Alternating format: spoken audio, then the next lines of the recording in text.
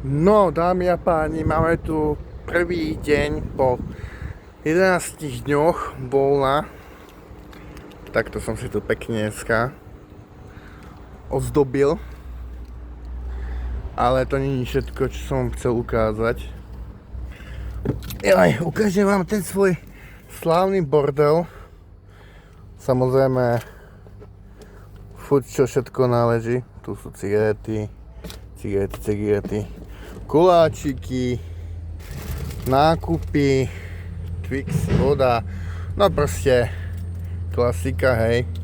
Toto auto bolo v servise, takže nebolo času a priestoru, kedy to upratovať, takže upratujem cez víkend, keď budem mať čas. Teraz som na nákladke, ale tú podstatnú vec, čo som vám chcel ukázať, je tá, že tu je tá moja slavná mašinka.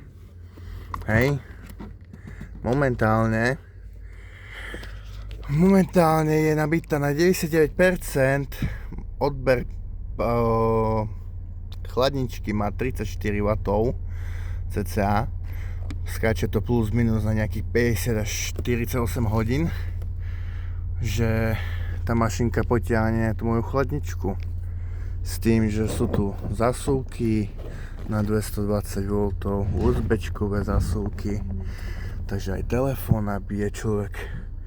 Tu už mám nachystaný mixer, teplovzduška, hej, klasika, vodičky. Takže káblov je tu v čudu strašne veľa, ale čo už? Slúchatka. To mám k počítaču. No ale podstatná vec,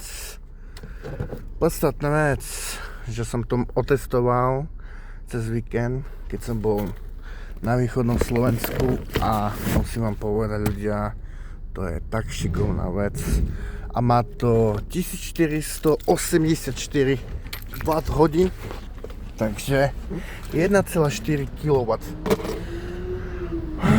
čo je už celkom slušné. A tu mám kábel do 12 V napojený do tej powerbanky, takže tá powerbanka sa nabíja počas toho, kedy auto je naštartované. To je dôležité. Hej. Ako môžete vidieť, tu mám takisto meničku napätia, ale tá je iba 600 W.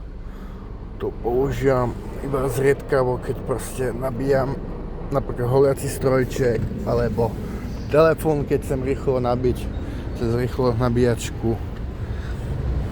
Takže asi tak. A toto je slávny vynález mojej dispečerky a dispečera. Tu mám sieťku, tú sieťku potom na ten suchý zips prilepím, večer si stiahnem okienko a nenalietajú mi tam mušky.